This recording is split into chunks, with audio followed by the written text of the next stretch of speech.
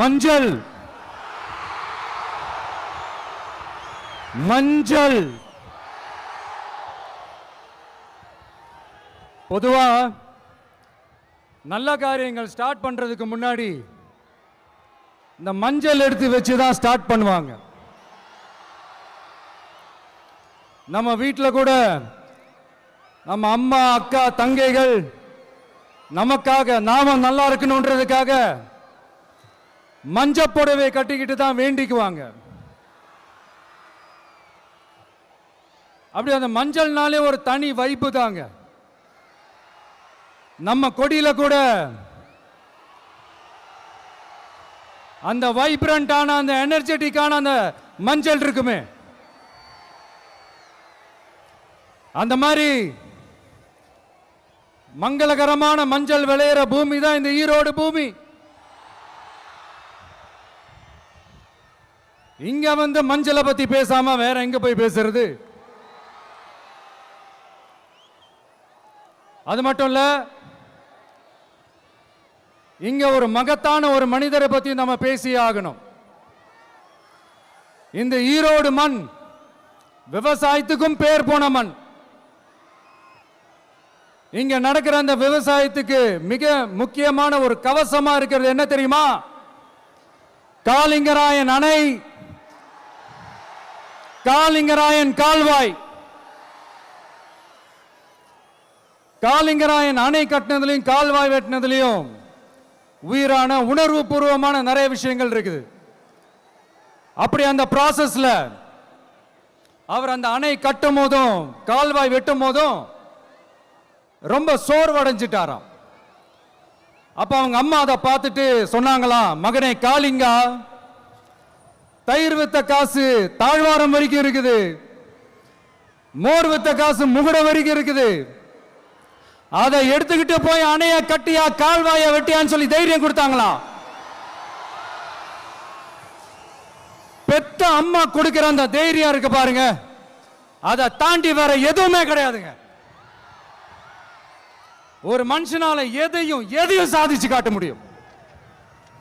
அப்படி ஒரு தைரியத்தை தான் இப்ப நீங்க என்னுடைய அம்மா அக்கா தங்கைகள் நண்பா நண்பிகள் தோழர்கள் எல்லாரும் எனக்கு கொடுத்திருக்கிறீங்க. அதே தைரியத்தை, அதே துணையா என் கூட நிக்கிறீங்க. இதை எப்படி நம்ம பிரிச்சு விடலாம்? இதை எப்படி நம்ம கெடுக்கலாம்? என்னெல்லாம் அவதூறுகள் நம்ம விஜய் மேல சொல்லி மக்களை நம்ப வைக்கலாம்? என்னெல்லாம் சூழ்ச்சிகள் நம்ம விஜய் மேல பண்ணி மக்களை நம்ப வைக்கலாம்? இப்படி சூழ்ச்சிகளை மட்டுமே நம்பி பொழப்ப நடத்துற சில சூழ்ச்சிக்கார கூட்டங்கள் இதை தொடர்ந்து செஞ்சுக்கிட்டு தான் இருக்கு. ஆனா அவங்களுக்கு தெரியாது, இது இன்னைக்கு நேத்து வந்த உறவு இல்ல. கிட்டத்தட்ட 30-33 வருஷத்துக்கு மேல இருக்கிற உறவு. ஏன் நான் சினிமாவுக்கு வந்தப்போ எனக்கு வயசு 10, அப்பல இருந்தே இந்த உறவு ஸ்டார்ட் ஆகி போயிட்டு இருக்குன்னு அவங்களுக்கு தெரியாம போச்சு. அதனால என்ன பண்ணாலும், நீங்க என்ன ட்ரை பண்ணாலும், எல்லாத்தையும் விட்டுட்டு மக்களுக்காக வந்திருக்கிற இந்த விஜய மக்கள் ஒரு நாளும் கைவிட மாட்டாங்க. மக்கள் கூடவே நிக்கிறாங்க, கூடவே நிப்பாங்கன்னு அவங்களுக்கு தெரியாம போச்சு. என்னப்பா நிப்பீங்கல்ல? உங்களை நம்பிதாப்பா வந்திருக்கிறேன். அதான் இந்த சத்தம் தாங்க வாழ்நாள் பூரா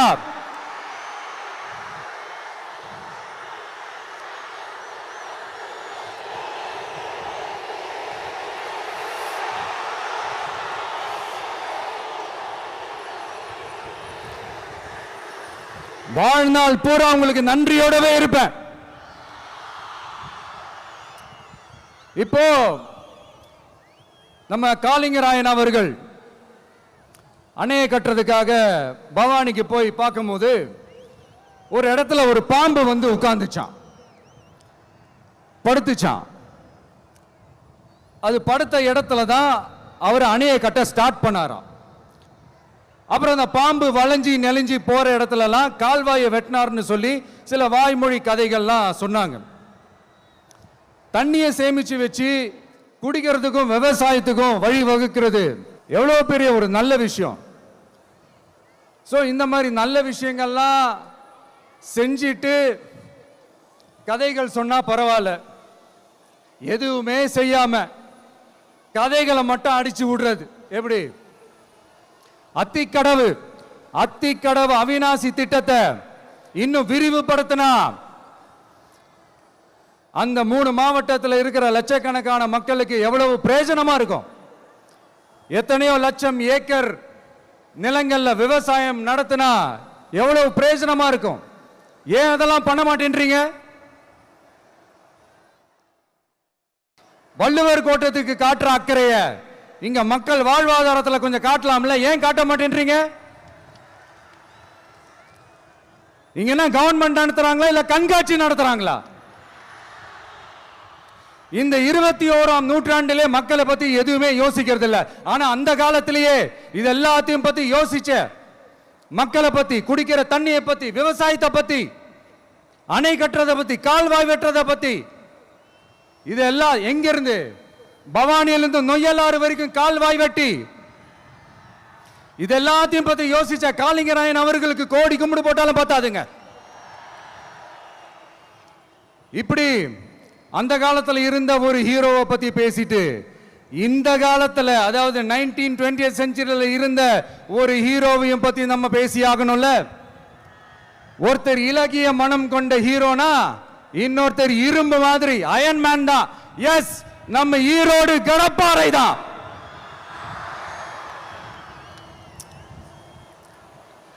ஒட்டுமொத்த தமிழ்நாட்டையே திருப்பி போட்ட சீர்திருத்த நெம்புகோல். ஈரோடு மாவட்டத்தில் பிறந்த அவர்தான் இந்தியாவுக்கே இடஒதுக்கீடு சம்பந்தமான அரசியல் சட்டத்தை திருத்தறதுக்காக போராட்டம் நடத்தினவர் யாரு? நம்ம தந்தை பெரியாரு. 100 வருஷத்துக்கு முன்னாடியே வகுப்பு வாரி பிரதிநிதித்துவம் வேணும்னு கேட்டவர். அன்னைக்கும் சரி இன்னைக்கும் சரி ஒரு ஆச்சரியத்தோட பார்க்கக்கூடிய ஒரு மனிதர், நம்மளுடைய கொள்கை தலைவர். அப்ப அண்ணாவும் எம்ஜிஆரும் யாரு? பெரியார் அவர்கள் கிட்ட இருந்து எங்களுக்கு தேவையான கொள்கைகளை எடுத்துக்கிட்டோம். அவரை ஃபாலோ பண்ற, அவரை வழிகாட்டி ஏத்துக்கிட்ட அண்ணா அவர்கள் கிட்ட இருந்தோம், எம்ஜிஆர் அவர்கள் கிட்ட இருந்தோம் தேர்தல் அணுகுமுறையை எடுத்துக்கிட்டோம். அண்ணாவும் எம்ஜிஆரும் தமிழ்நாட்டோட சொத்து. அவங்கள பயன்படுத்துறத பத்தி யாரும் இங்க கம்ப்ளைண்ட்லாம் பண்ண முடியாது. அண்ணா எங்களோடது, எம்ஜிஆர் எங்களோடது, நீங்களா எடுத்துக்க கூடாது அப்படிலாம் யாரும் இங்க அழுதுட்டு இருக்க முடியாது, சொல்லிவிட்டேன்.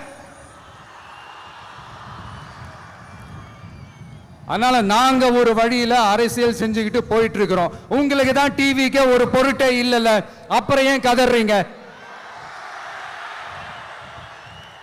அப்புறம் ஆளாளுக்கு அங்க போயிட்டு இங்க போயிட்டு புலம்பி தள்ளிக்கிட்டு இருக்கிறீங்க. இது எப்படி இருக்கு தெரியுமா? எனக்கு பயம் இல்ல, எனக்கு பயம் இல்ல அப்படின்னு சத்தமா சவுண்ட் விட்டுக்கிட்டே சத்தமா பாட்டு பாடிக்கிட்டே இந்த நடுங்கிக்கிட்டே சின்ன பசங்க நடந்து போவாங்க, அந்த மாதிரி இருக்கு. முதல்ல மண்டையில இருக்கிற கொண்டே மறைங்க சார்.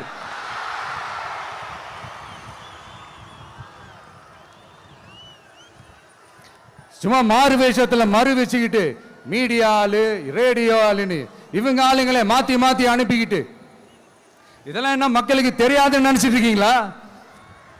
மக்கள் எல்லாத்தையும் உன்னிப்பா கவனிச்சிட்டு இருக்காங்க. அதனாலதான் சொல்றேன், உங்களுக்கு நீங்க கொள்ளையடிச்சு வச்சிருக்கிற காசு தான் துணை. ஆனா எனக்கு என் மேல எல்லையில்லா பாசம் வச்சிருக்கிற இந்த மாசு தான் துணை.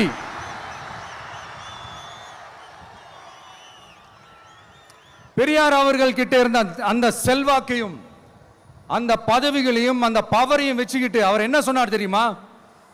இவ்வளவு செல்வாக்கு, இவ்வளவு பதவிகள், இவ்வளவு பவர் இருந்தோம் நான் ஒரு 5 பைசா காசு சம்பாதிச்சிருப்பேனா? எனக்கோ இல்லை என் குடும்பத்துக்கோ பட்டங்கள் வேணும், பதவி வேணும்னு ஏதாவது கேட்டிருப்பேனா? இல்லை ஏதாவது லாபம் பார்த்துருப்பேனா? இல்லை எதுக்காவது ஆசைப்பட்டிருப்பேனா? ஆனா அவர் பேரை சொல்லிக்கிட்டு, அவருடைய கொள்கையை ஃபாலோ பண்றதா சொல்லிக்கிட்டு இப்ப ஆட்சியில இருக்கிறவங்க என்னெல்லாம் செய்யறாங்கன்னு.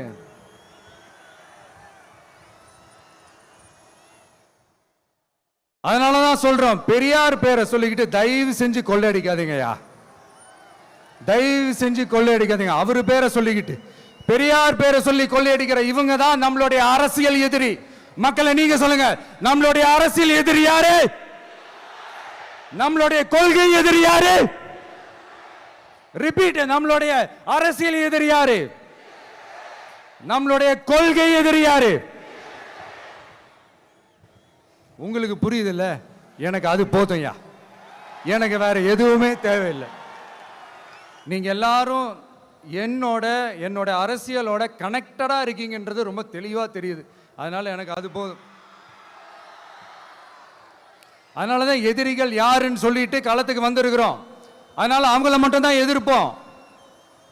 அதுவும் அந்த எதிரிகள் யாரு இப்போ இங்க 2026 சட்டமன்ற தேர்தலில் களத்தில் இருக்கிறாங்களோ அவங்கள மட்டும் தான் எதிர்ப்போம். சும்மா களத்திலே இல்லாதவங்களையும், களத்துக்கும் அவங்களுக்கும் சம்பந்தமே இல்லாதவங்களையும் எதிர்க்கிற ஐடியாலாம் இல்ல பாஸ். நீங்க கேட்கிறீங்கன்றதுக்காகலாம் எதிர்த்துட்டு இருக்க முடியாது பாஸ். எங்களுக்கு நிறைய வேலை இருக்குது. வந்த உடனே நீட்டை ரத்து செய்வோம், கல்வி கடனை ரத்து செய்வோம், கேஸ் சிலிண்டருக்கு மானியமா 100 ரூபாய் தருவோம். என்னெல்லாம் அடிச்சு விட்டுட்டு இன்னி வரைக்கும் கேட்கிறேன், இதெல்லாம் சொன்னாங்களே செஞ்சாங்களா? இவங்க எப்பவுமே இப்படிதான், சொல்றது ஒண்ணு செய்யறது ஒண்ணு. திமுகவும் பிரச்சனைகளும் ஃபெவிகால் போட்டு ஓட்டின ஃப்ரெண்ட்ஸ் மாதிரி ஒன்னில இருந்து ஒன்ன பிரிக்கவே முடியாது. பெரியார் பேரை மட்டும் சொல்லிக்கிட்டு எப்படி அவரோட கொள்கைகளுக்கு எதிராக செயல்படுறாங்களோ அப்படிதான் இந்த மஞ்சள் நகரத்தோட மஞ்சளுக்கும் ஒண்ணும் பண்ணல, மஞ்சள் விவசாயிகளுக்கும் ஒண்ணும் பண்ணல.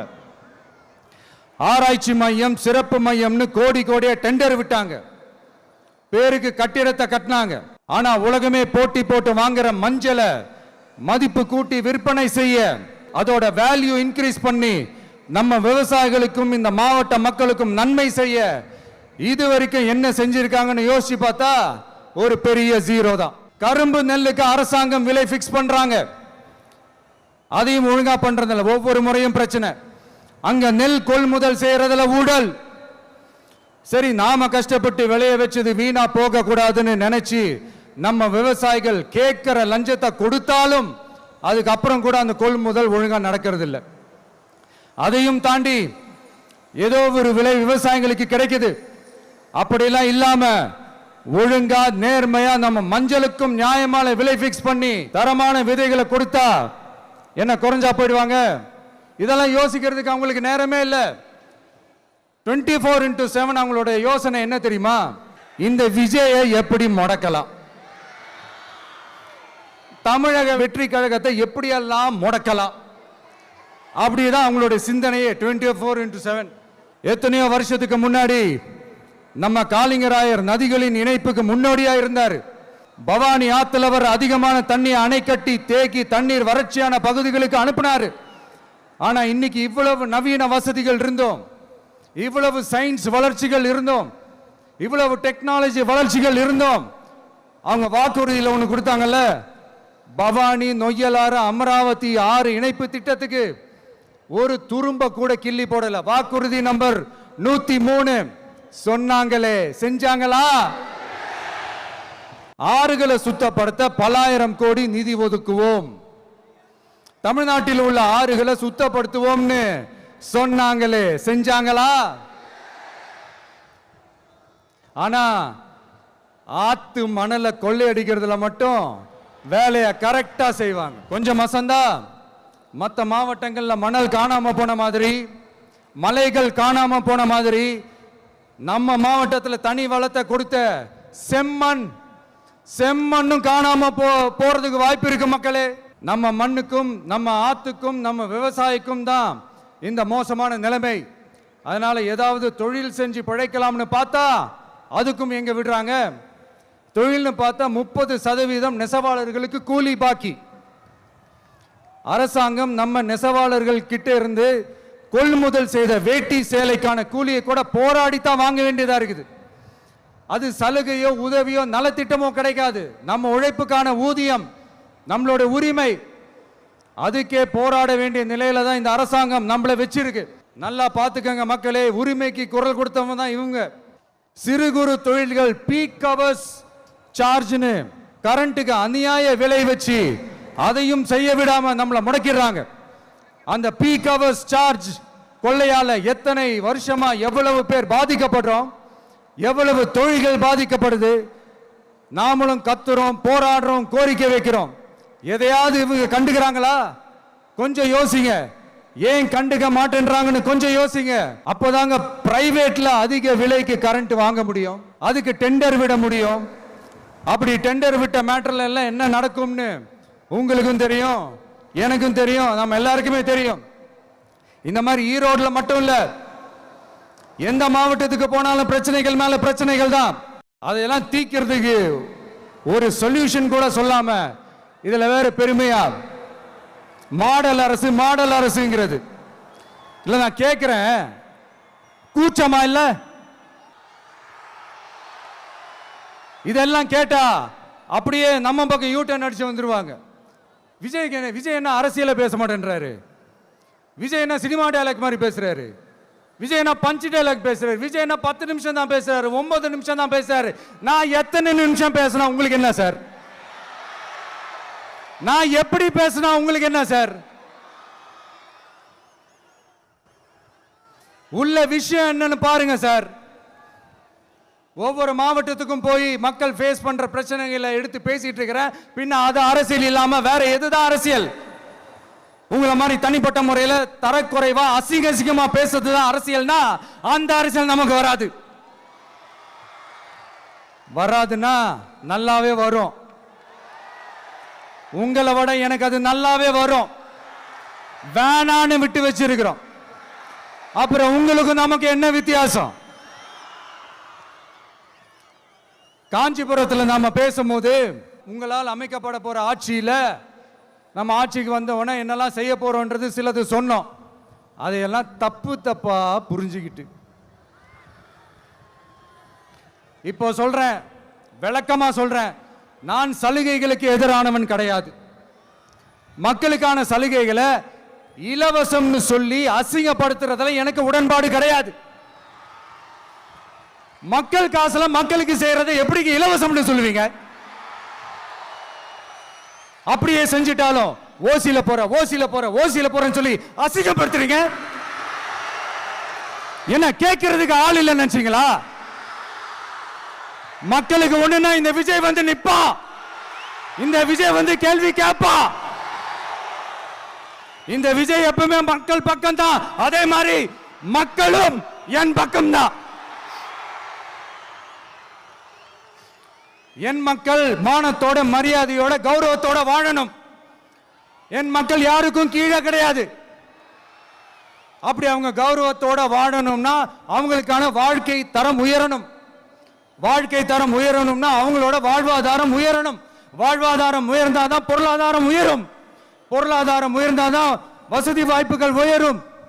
இதெல்லாம் உயர்ந்தாலே ஆட்டோமேட்டிக்கா அவங்களோட வாழ்க்கை தரம், அவங்களுக்கான மரியாதை, அவங்களுக்கான கௌரவம் எல்லாமே உயரும். இதுக்கான வழிகள், அந்த சூழல்களை அந்த கவர்மெண்ட் அமைச்சு கொடுக்கணும். இதுக்கான அந்த திட்டங்களை செயல்படுத்தணும். இதெல்லாம் செஞ்சாதான் இந்த அரசாங்கம் ஒரு நல்ல அரசாங்கம். இதைத்தான் சொன்னோம். சொன்னா மட்டும் போதுமா? எப்படி செயல்படுத்துவீங்க? நாங்க என்ன வாயிலேயே வடை சுடுறதுக்கு டிஎம்கேவா? டிவிகேடா? எல்லாருக்கும் நிரந்தரமான ஒரு வீடு இருக்கணும்னு சொன்னோம். உடனே எங்க ஆட்சியிலே நாங்க எல்லாரும் வீடு கட்டி கொடுத்துட்டோமே அப்படிங்கிறது இல்ல. நான் கேட்கிறேன், இங்க உங்களை தான் கேட்கிறேன், இங்க வாடகைக்கு இருக்கிறவங்களே இங்க யாரும் இல்லையா? எல்லாருக்கும் சொந்தமா வீடு கட்டி கொடுத்துட்டாங்களா? அடுத்து வீட்டில் இருக்கிற ஒவ்வொருத்தரும் மினிமம் டிகிரி படிச்சிருக்கணும் அப்படின்னு சொன்னோம். உடனே எங்க ஆட்சியிலே எல்லாரும் டிகிரி படிச்சு முடிச்சிட்டாங்களே அப்படிங்கிற மாதிரி சொல்றது. அது உண்மைனா ஸ்கூல் லெவல்லையே டிராப் அவுட்ஸ் அதிகமானது யாரோட ஆட்சியிலங்க?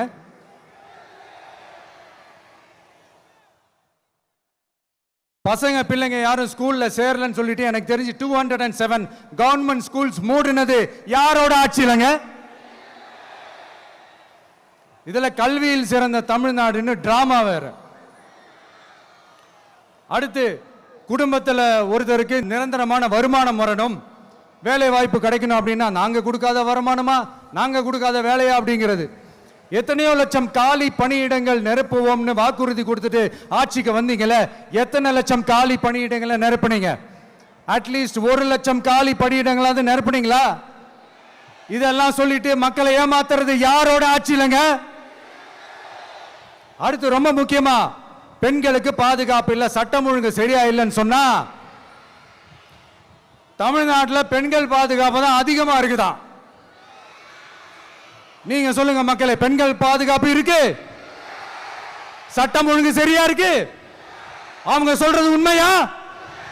அவங்க சொல்றதை நீங்க ஏத்துக்கிறீங்களா? சத்தமா கேக்குதா சார்? இதுதான் ரியாலிட்டி, இதுதான் நிஜம். நம்மளுடைய ஆட்சியில சட்டம் ஒழுங்குல சமரசமே இருக்காது. அதனாலதான் இவ்வளவு ஸ்ட்ராங்கா சொல்றோம், தைரியமா இருங்க மக்களே. என்னென்ன செய்ய போறோன்றது சிலதெல்லாம் காஞ்சிபுரத்தில் சொன்ன மாதிரி சொன்னா எல்லாத்தையும் தப்பு தப்பா திருச்சி பேசிக்கிட்டு அவதூறு பரப்பிக்கிட்டு. நான் கூட யோசிப்பேன், எம்ஜிஆர் அவர்களும் மேடம் ஜெயலலிதா மேடம் அவங்களும் ஒரே வார்த்தையில சொல்லி இந்த திமுகவை காலி பண்ணாங்கல்ல. நான் கூட யோசிப்பேன், ஏன் இவ்வளவு ஹார்ஷா பேசுறாங்க, ஏன் இவ்வளவு ஹார்ஷா அவங்கள திட்டுறாங்கன்னு யோசிச்சது உண்டு. இப்பதானே புரியுது. அவங்க 2 பேரும் சொன்னதை இப்ப நானும் ரிப்பீட் பண்றேன். திமுக ஒரு தீய சக்தி, திமுக ஒரு தீய சக்தி, திமுக ஒரு தீய சக்தி, திமுக ஒரு தீய சக்தி, தீய சக்தி, தீய சக்தி, தீய சக்தி. என் நெஞ்சில் குடியிருக்கும் ஈரோடு மக்களே,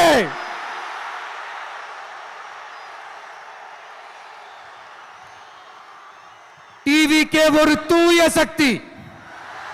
எப்படி? டிவிகே ஒரு தூய சக்தி. தூய சக்தி டிவிகேவுக்கும் தீய சக்தி டிஎம்கேவுக்கும் தான் போட்டியே.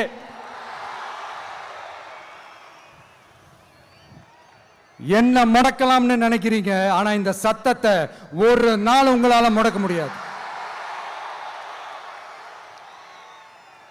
மக்கள் விரோத திமுக அரசை வீழ்த்த மக்கள் சக்தியான நம்மளால மட்டும்தான் முடியும். அண்ணன் செங்கோட்டையன் அண்ணன் அவர்கள் நம்ம கூட வந்து சேர்ந்தது நமக்கு ஒரு மிகப்பெரிய ஒரு பலம். அந்த மாதிரி செங்கோட்டையன் அண்ணன் அவர்கள் மாதிரி இன்னும் நிறைய பேர் வந்து சேர இருக்கிறாங்க.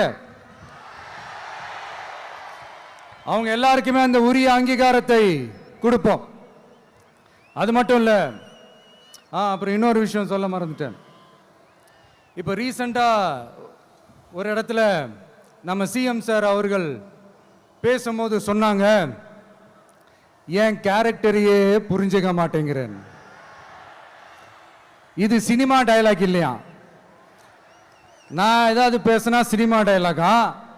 சார் பேசினா அது சினிமா டயலாக் இல்லையா? சிலப்பதிகாரத்திலிருந்து எடுத்ததா அந்த லைன். என் கேரக்டரையே புரிஞ்சிக்க மாட்டேன்றது. உங்களை எப்படிதான் சார் புரிஞ்சுக்கிறது? எந்தெந்த விஷயத்துலலாம் சார் உங்க கேரக்டர் நாங்க புரிஞ்சுக்கிறது? அதையும் நீங்களே சொல்லிட்டீங்கன்னா கொஞ்சம் நல்லா இருக்கும் சார். சட்டம் ஒழுங்குல நாடே சந்தி சிரிக்குது அதுலையா? பெண்கள் பாதுகாப்புல நாடே சந்தி சிரிக்குது அதுலையா? பொய் வாக்குறுதிகளா கொடுத்து ஏமாத்தி ஆட்சிக்கு வந்தீங்களே அதுலையா? எதில் தான் சார் உங்க கேரக்டர் நாங்க புரிஞ்சுக்கிறது? ஆனா ஒண்ணு, தமிழ்நாட்டில் ஆட்சி செய்யற நீங்களும் சரி, ஒன்றியத்தில் ஆட்சி செய்யறவங்களும் சரி, நீங்க 2 பேரும் முதல்ல என்னோட கேரக்டரை புரிஞ்சுக்கணும் சார். என்னோட கேரக்டர்னு சொன்னது நம்ம மக்களோட கேரக்டர். 2026 சட்டமன்ற தேர்தலோட அந்த கேரக்டரே கொஞ்சம் வேற மாதிரி சார். அத கொஞ்சம் தயவு செஞ்சு நீங்க புரிஞ்சுக்கணும் சார். புரிஞ்சுக்கலனா மக்களே உங்களுக்கு புரிய வைப்பாங்க சார். கான்பிடென்ட்டா இருங்க சார். நல்லதே நடக்கும் சார். வெற்றி நிச்சயம் சார். நண்பா, நண்பிகள், இங்க எல்லாம் பார்த்தோம். எல்லாம் நல்லபடியா நடந்தது. சேஃபா வந்துட்டு சேஃபா வீட்டுக்கு போயிடுங்க. எனக்கு எல்லாத்தையும் விட நீங்க தான் எனக்கு முக்கியம். தயவு செஞ்சு சேஃப்டியா போயிட்டு வாங்க.